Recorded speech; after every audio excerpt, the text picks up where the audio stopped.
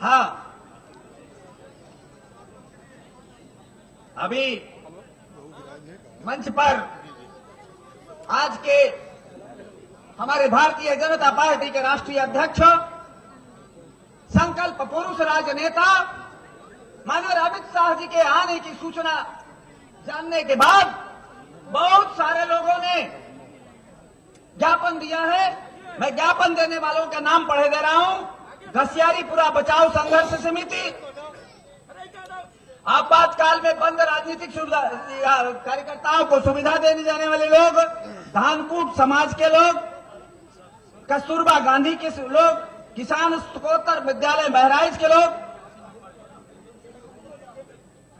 नवनिर्मित हाल्ट के लिए लोग, धानकूट समाज कल्याण समिति के लोग और शिल्पकार समाज के लोग, केमिस्ट एंड ड्रगिस्ट एसोसिएशन के लोग और एक गायब हुई महिला के लड़की के संबंध में भी ज्ञापन प्रभा सोनी जी का, केंद्रीय अधिकारिता मंत्री के लिए दयाराम गुप्ता जी का और श्रीमान श्यामकरण टेकड़ीवाल जी का इस परिसर को प्राथमिकता देने के लिए और रोड के लिए, ये सारा ज्ञापन मैं माननीय अमित शाह जी को सादर समर्पित कर रहा हूं।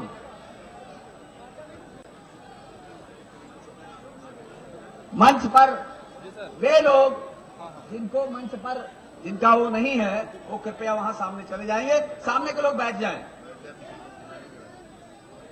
बैठ जाइए, सामने के लोग बैठ जाइए, पीछे के लोग देखेंगे।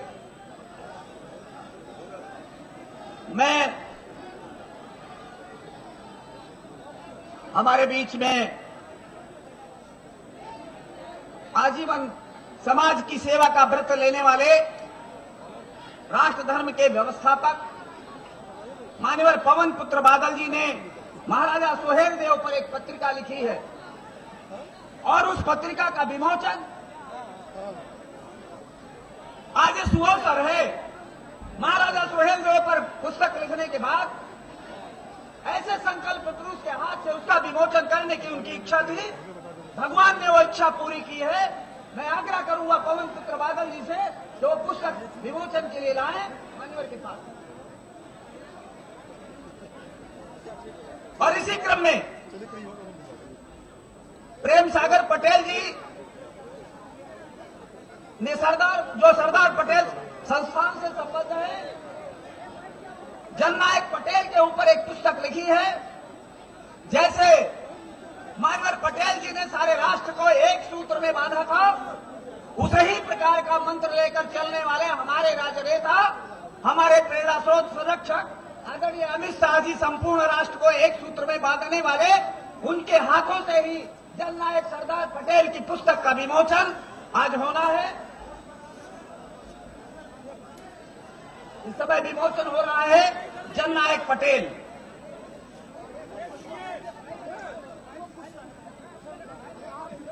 अच्छा, सरदार पटेल एक जननायक, इस पुस्तक का विमोचन हो रहा है।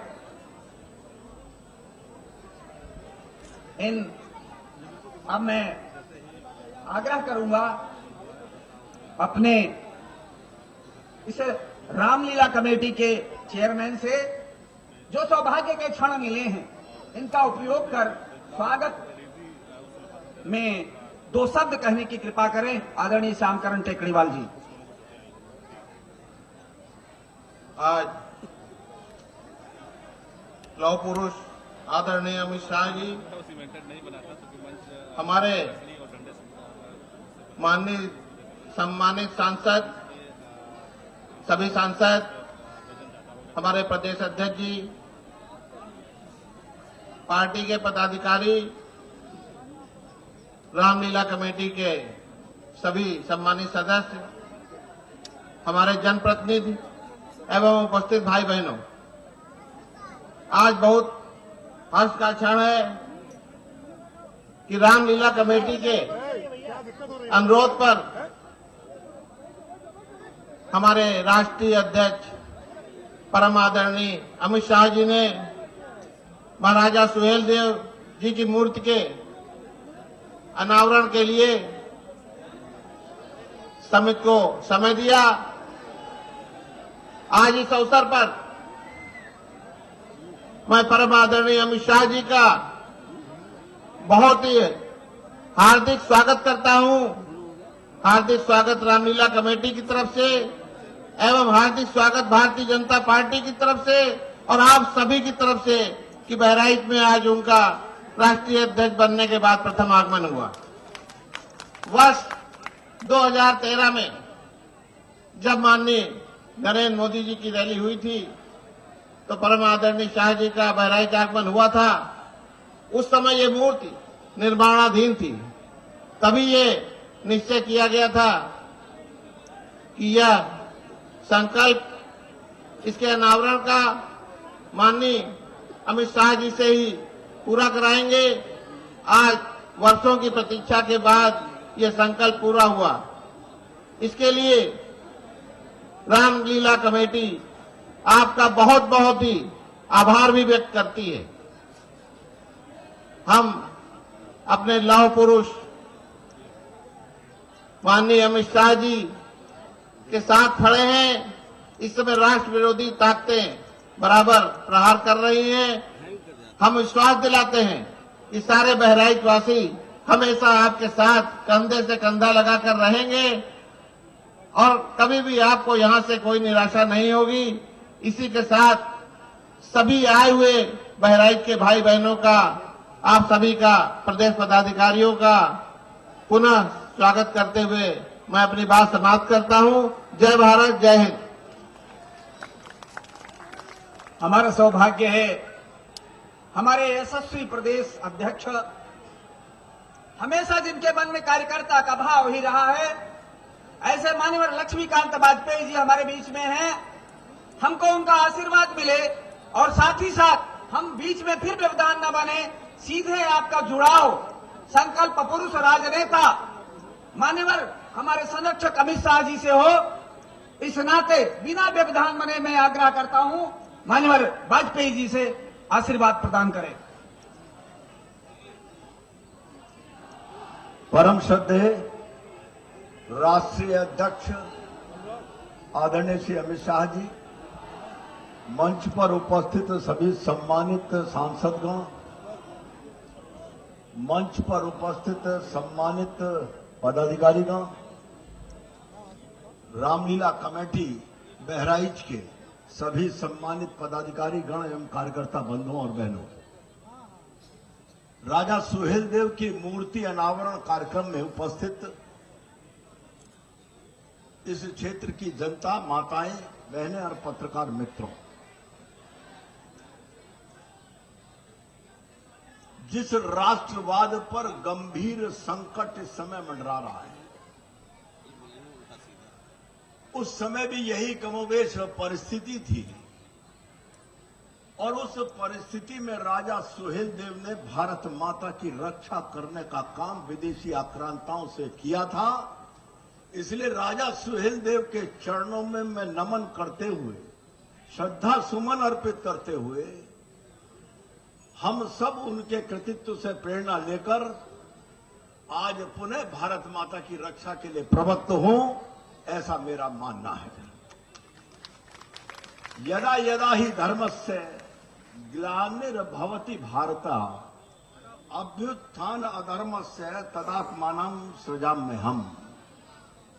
जब जब धर्म पर संकट आता है तो कोई न कोई शक्ति पैदा होती है और वो शक्ति राष्ट्र को और समाज को दिशा देने का काम करती है। उस समय जब भीषण संकट था तो राजा सुहेल देव उसी रूप में हमारे बीच में अवतरित हुए थे और राजा सुहेल देव ने उस समय राष्ट्र पर आए संकट का मुकाबला किया था। ये एक और विशेष सौभाग्य की बात है कि भगवान राम का जन्म भी असुरों का नाश करने के लिए हुआ था और बहराइच की आदर्श रामलीला कमेटी उसी तरह से राजा सुहेल देव को, जिन्होंने भी उस समय आतताइयों का, आक्रांताओं का नष्ट करने का काम किया था, उनकी मूर्ति का निर्माण करके उनके इतिहास को अक्षुण्ण रखने का काम रामलीला कमेटी ने किया। मैं उनको बधाई देना चाहता हूं और उनको साधुवाद देना चाहता हूं। और मैं केवल एक समाज या बहराइच की जनता के लिए नहीं, कश्मीर से लेकर कन्याकुमारी तक सारे भारतवासियों के लिए आदर्श है राजा सुहेलदेव। इसको मानते हुए, इसको स्वीकार करते हुए और राजा सुहेलदेव के चरणों में एक बार पुनः नमन करते हुए, जिनकी आप सबको प्रतीक्षा है, ऐसे सरदार पटेल की धरती से जन्मे और आज नरेंद्र मोदी जी के नेतृत्व में राष्ट्र के संकट का मुकाबला करने में कंधे से कंधा मिलाकर संघर्षरत अपने राष्ट्रीय अध्यक्ष आदरणीय श्री अमित शाह जी से विनम्रता पूर्वक निवेदन करना चाहता हूं कि वो राजा सुहेलदेव की इस धरती पर उनकी मूर्ति के अनावरण के अवसर पर बहराइच की जनता के माध्यम से समूचे राष्ट्र को संदेश देने की कृपा करें। आदरणीय श्री अमित शाह जी।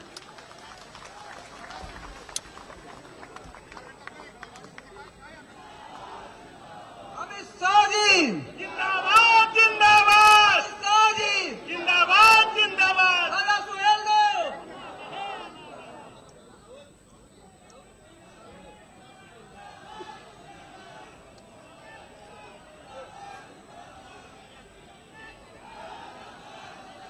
भारत माता की। अरे जरा जोर से बोलिए, लखनऊ तक आवाज जानी चाहिए। जोर से बोलिए, भारत माता की। मंच पर उपस्थित भारतीय जनता पार्टी। अरे भैया बैठेंगे अपने आप, तुम छोड़ दो, अभी बैठेंगे आप, चिंता मत करो, अभी छोड़ दो। भारतीय जनता पार्टी के प्रदेश अध्यक्ष श्रीमान लक्ष्मीकांत वाजपेयी जी, प्रदेश के उपाध्यक्ष और इस क्षेत्र के प्रभारी श्रीमान शिव प्रताप शुक्ला जी, भारतीय जनता पार्टी के संगठन मंत्री श्रीमान सुनील बंसल जी, भाजपा की प्रदेश महासचिव श्रीमती अनुपमा जायसवाल जी, यहां के लोकप्रिय विधायक श्री मुकुट विहारी वर्मा जी, श्री श्यामकरण टेकड़ीवाल जी, मंच पर उपस्थित मेरे साथी और सांसद सुश्री सावित्रीबाई फुले जी, श्रीमान रुजभूषण सिंह जी, प्रियंका रावत जी, हरिनारायण राजभर जी, श्री अशोक तिवारी जी, भारतीय जनता पार्टी के महासचिव श्री स्वतंत्र देव सिंह जी, और आज के कार्यक्रम में इतनी भारी संख्या में उपस्थित माताओं, भाइयों और बहनों। अरे भैया तुम बिठाओ मत, अब थोड़ा बोलो मत, शांति रखो भी, आवाज सब तक पहुंचेगी। आज सबसे पहले तो मैं भाई मुकुट विहारी जी और श्री टेकरीवाल जी का हृदय से अभिनंदन करना चाहता हूं, धन्यवाद देना चाहता हूं कि यहां पर एक ऐसे वीर की स्मृति में उन्होंने प्रतिमा बनाई है जिनको 1000 साल के बाद देश नहीं भूला है, और पूरा देश जिनको नमन करता है, ऐसे राजा सुहेलदेव की प्रतिमा का यहां पर निर्माण किया। और मैं धन्यवाद इसलिए करना चाहता हूं कि इस बहुत महत्वपूर्ण और पवित्र कार्य के साथ उन्होंने मुझे निमंत्रित कर मुझे भी जोड़ दिया है, तो मुझे भी सौभाग्य प्राप्त हुआ है कि आज मूर्ति का अनावरण करने के लिए मैं यहां उपस्थित हूं। मित्रों, राजा सुहेलदेव के नाम से न केवल यूपी, उत्तर प्रदेश, ये अवध क्षेत्र, बल्कि पूरे हिंदुस्तान में एक श्रद्धा के साथ उनका नाम लिया जाता है।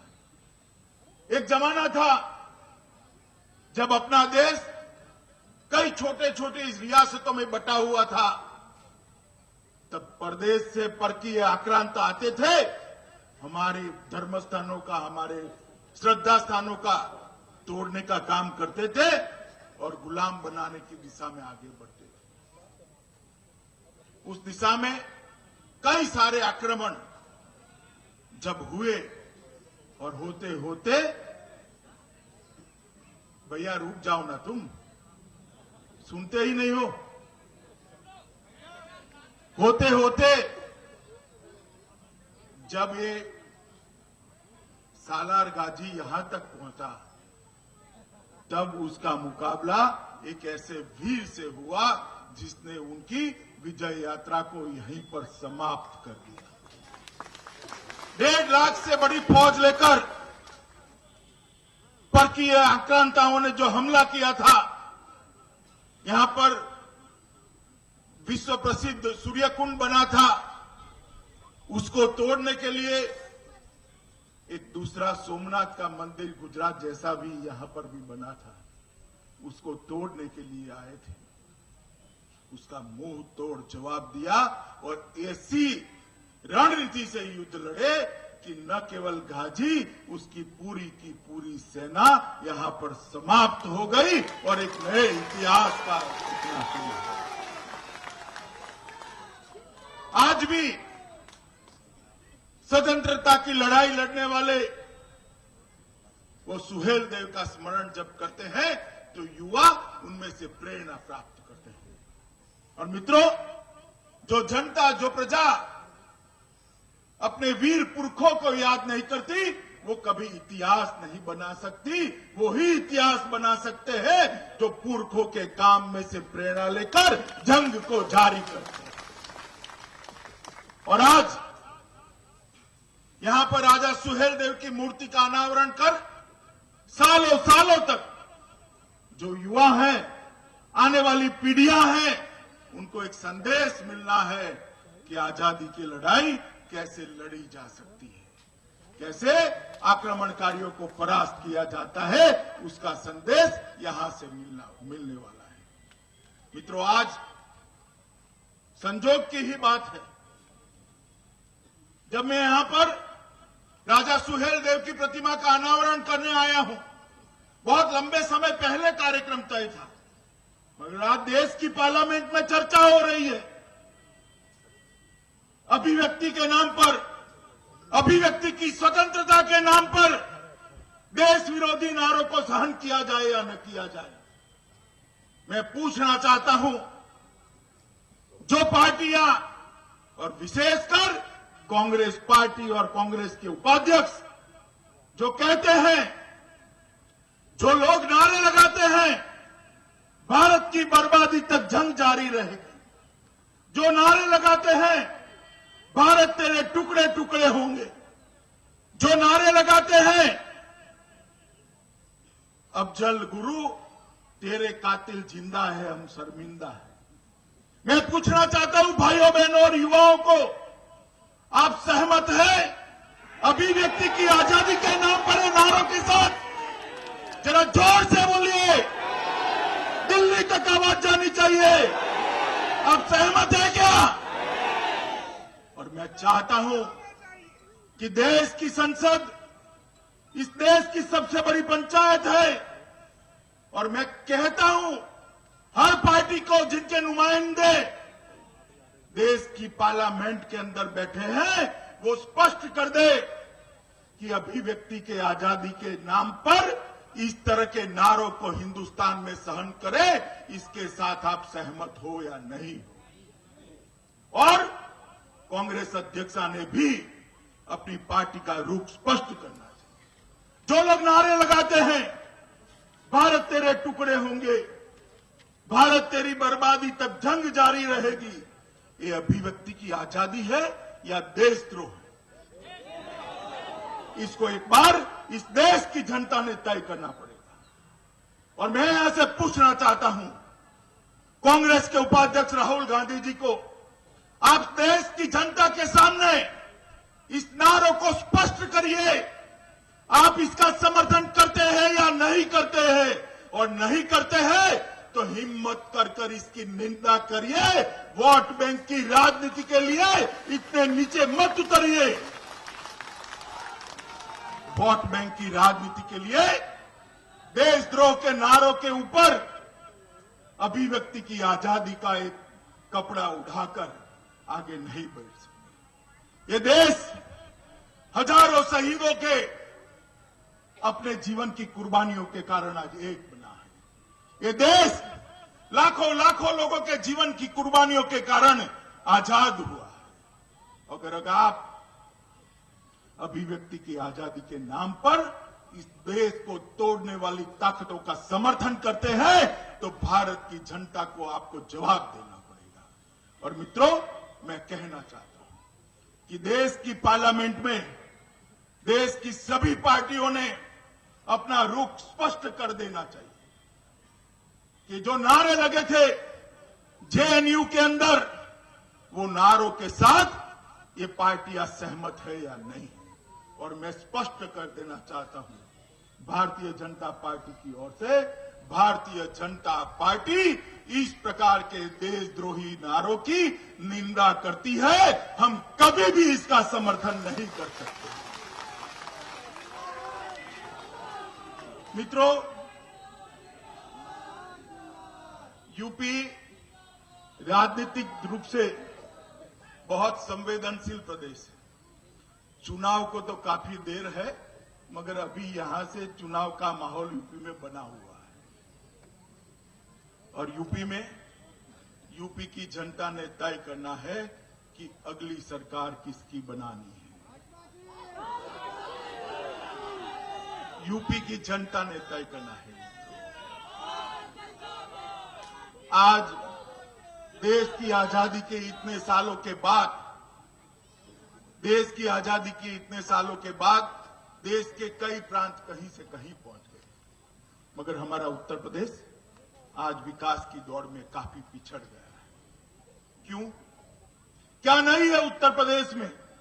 मैं उस प्रदेश से आता हूं मित्रों, जहां पानी निकालना है तो 1200 फुट नीचे जाना पड़ता है। 1200 फुट नीचे जाना पड़ता है। ये उत्तर प्रदेश है जिस पर सरयू की मेहरबानी है, गंगा की मेहरबानी है, यमुना की मेहरबानी है। 100-150 फुट नीचे चले जाओ, पानी निकल आता है। किलोमीटरों तक एक समान जमीन है, मैदान है, मेहनतकश इंसान है, मेहनतकश किसान है, मेधावान छात्र है।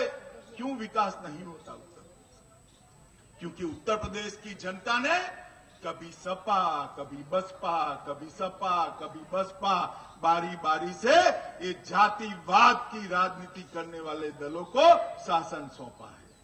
इसके कारण पूरे उत्तर प्रदेश का विकास नहीं होता है।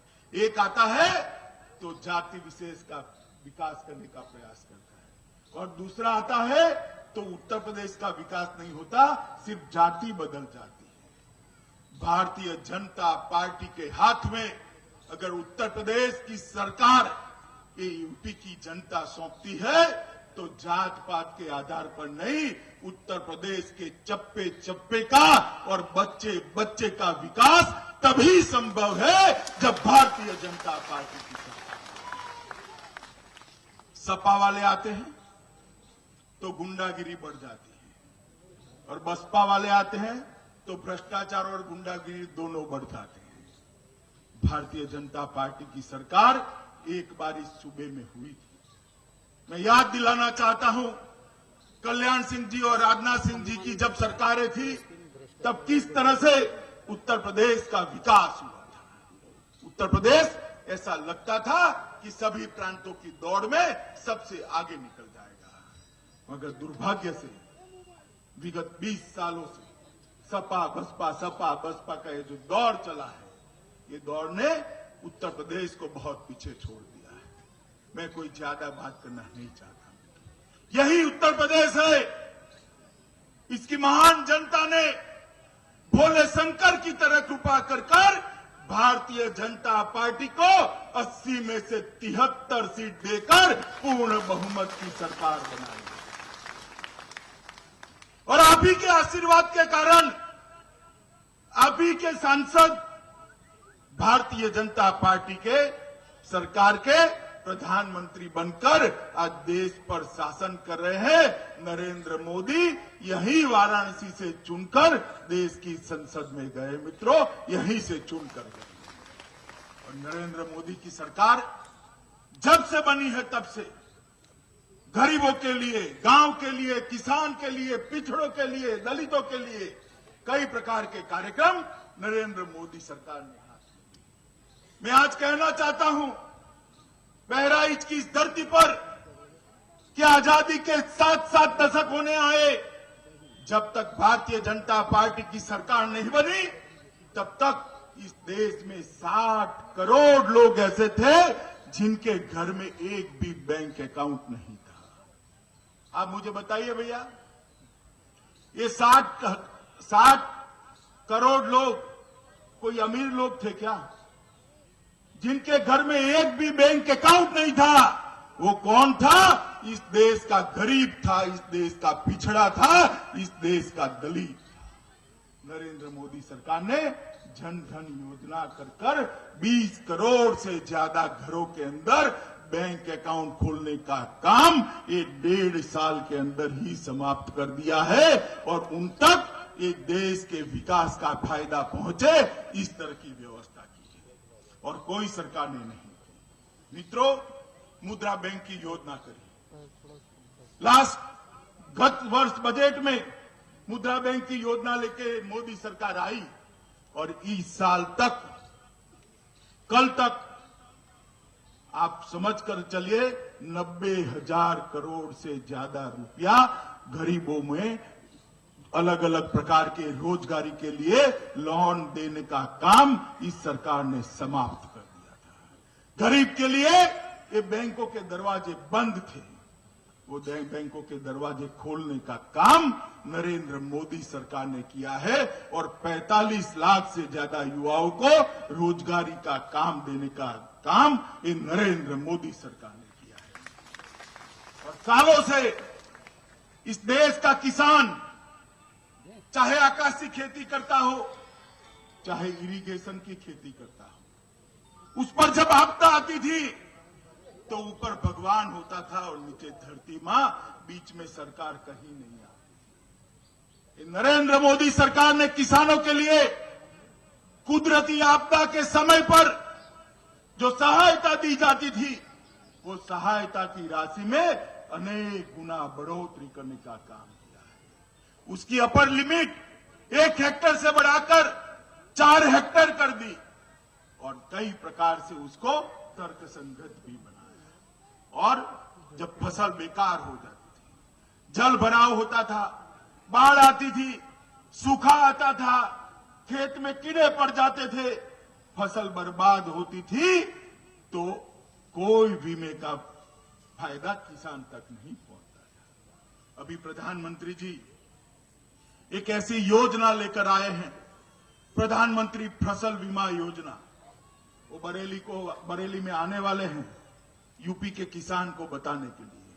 और ये प्रधानमंत्री फसल बीमा योजना आज ऐसी योजना बनाई है कि गरीब से गरीब किसान की अगर फसल किसी व्यक्तिगत कारण से भी अगर बर्बाद होती है तो उसको बीमे का रक्षण मिलना निश्चित हो जाएगा और उसको सहायता मिलेगी। जल भरा हुआ है, पाक में, खेत में कीड़े पड़ गए, सूखा पड़ गया, बाढ़ आ गई, हर प्रकार के संकट में न केवल फसल के लिए फसल काटकर खलिहान में रखी है और बारिश हो गई तो भी उसको बीमा मिलेगा। इस तरह की एक अच्छी बीमा योजना लेकर नरेंद्र भाई आए हैं और 15,000 करोड़ से ज्यादा इस बीमा योजना पर सरकार खर्च करने वाली है। और इसका प्रीमियम भी पहले 22%, 35%, 27% था, क्योंकि अपर लिमिट तय करी थी। आज अपर लिमिट हटा ली गई, 1.5%, 2.5% और कॉमर्शियल क्रॉप में 5% तक के प्रीमियम में पूरे उनके क्रॉप का इंश्योरेंस करने का काम ये भारतीय जनता पार्टी की सरकार ने किया है। स्किल इंडिया के माध्यम से नरेंद्र मोदी सरकार ने बेरोजगार युवाओं को स्किल देकर उसको तजज्ञ बनाकर रोजगारी देने की एक योजना बनाई है। और दीनदयाल ग्राम ज्योति योजना के कारण 2019 में मैं पार्टी के अध्यक्ष के नाते जिम्मेदारी पूर्वक कहना चाहता हूं, 2019 तक देश का एक भी गांव ऐसा नहीं बचेगा जहां पर बिजली पहुंची नहीं होगी। ये काम नरेंद्र मोदी सरकार ने। आजादी के इतने साल के बाद भी 20,000 के आसपास गांव ऐसे थे जहां पर बिजली नहीं पहुंची और आज 1.5 साल के अंदर 6,000 गांवों को बिजली पहुंचाने का काम ये भारतीय जनता पार्टी की सरकार ने समाप्त कर दिया है। और अगर यूपी सरकार सहयोग करती है, यूपी सरकार भाजपा सपा के दंगल से बाहर निकलती है, तो 2019 तक उत्तर प्रदेश के हर गांव में 24 घंटा बिजली देने का काम ये भारतीय जनता पार्टी की सरकार। और मैं अखिलेश जी को कहना चाहता हूं कि इस योजनाओं में सहयोग करिए अखिलेश जी। ये योजना हमारी है इसलिए हमें वोट मिल जाएगा ऐसा मत समझिए। ऐसा समझकर अगर इस योजनाओं को रोकेंगे तो मुझे मालूम है 2017 में आपकी सरकार बदलकर यहां भारतीय जनता पार्टी की सरकार आने और 17 के बाद भी 2 साल बचते हैं भाइयों केंद्र सरकार के लिए। वो 2 साल में आप देख कर आइए, महाराष्ट्र, राजस्थान, मध्य प्रदेश, गुजरात, छत्तीसगढ़, गोवा, झारखंड किस तरह से विकास होता है।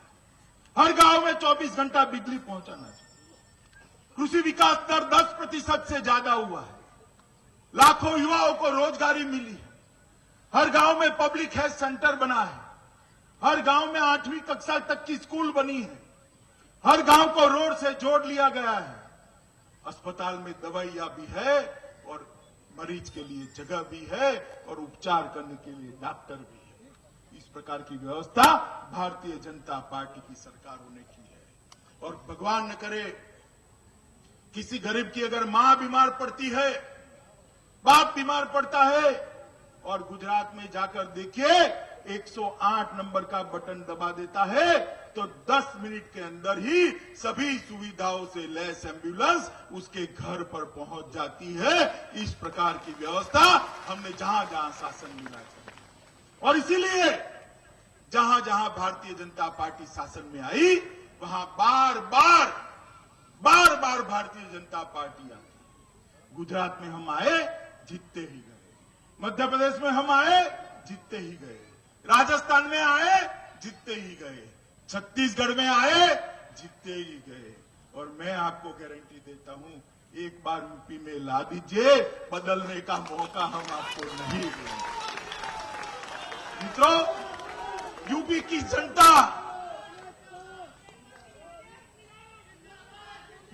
जनता, ये सपा बसपा के छलावे से निकल जाए, ये जातिवाद की राजनीति से ऊपर उठ जाए। यूपी की जनता एक बार भारतीय जनता पार्टी को मौका दे, हम सब समाज को साथ में लेकर उत्तर प्रदेश का विकास करने के लिए कटिबद्ध है। मित्रों, कटिबद्ध है। समाजवाद का आंदोलन लेकर निकली हुई समाजवादी पार्टी, समाजवाद तो कहीं दिखाई नहीं पड़ता, मगर जातिवाद के आधार पर लिप्त हो गई और जातिवाद भी सिमटते सिमटते एक परिवार तक सीमित हो गया है और लोगों ने भी परिवार के अलावे किसी को चुना नहीं। इस बार चुना है, बताइए किसी को चुना है? इस बार परिवार की भी गलती मत करिएगा। वोट यूपी की जनता इसको दे जो उत्तर प्रदेश का विकास करे। मित्रों, नरेंद्र भाई के नेतृत्व में बहुत बड़ा एक अभियान देश में विकास का आगे चढ़ा है।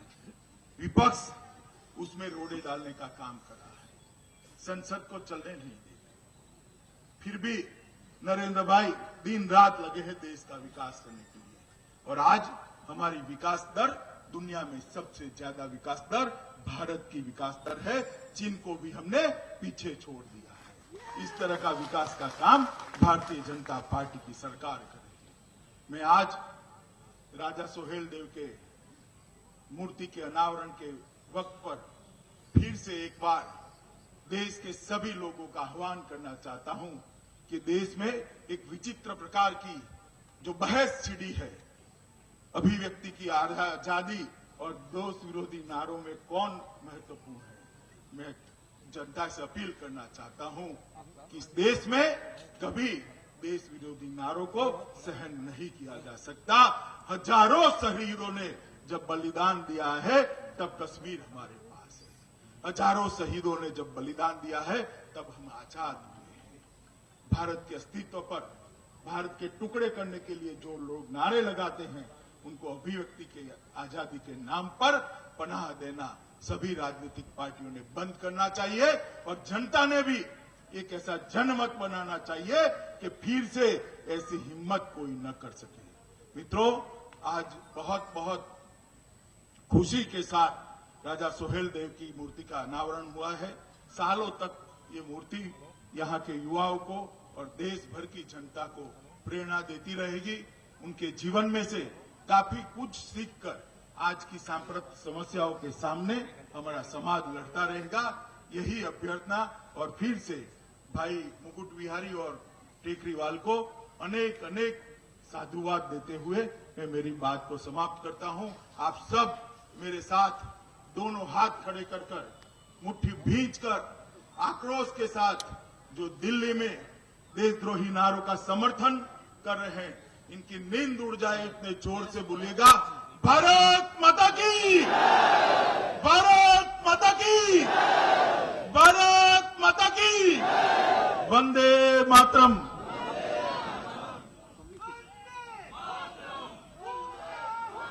अब मैं रामलीला कमेटी के ऑडिटर आदरणीय राकेश श्रीवास्तव जी से आग्रह करूंगा तो धन्यवाद ज्ञापन करें। राकेश श्रीवास्तव जी।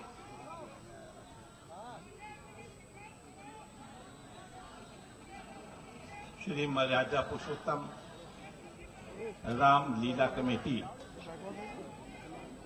की ओर से मैं एक अधिकृत पदाधिकारी अमित भाई शाह का आभार व्यक्त करता हूं, बहराइच के नागरिकों की ओर से, कि उन्होंने वक्त निकालकर रामलीला कमेटी के द्वारा स्थापित होने वाले राष्ट्र नायक महाराजा सुहेलदेव जी की इस मूर्ति के अनावरण में वे यहां तशरीफ लाए और हम सबको गौरवान्वित किया। एक बात बहुत छोटी सी आपके सामने प्रस्तुत करता हूं कि अमित भाई के लिए भी एक ये गौरव होगा कि इस प्रांगण में, जिसको देवी माता गुल्लाबीर के नाम से जानते हो, जहां देवी जी साक्षात विराजती हैं, वहां इस परिसर में आकर के उन्होंने एक महत्वपूर्ण कार्य ये किया कि माता जी का आशीर्वाद न सिर्फ इनको और इनके परिवार, बल्कि जिस मिशन और जिस कार्य के लिए निकले हैं और प्रारंभ किया है, वो अब सक्सेसफुल होना है, ये निश्चित हो चुका है।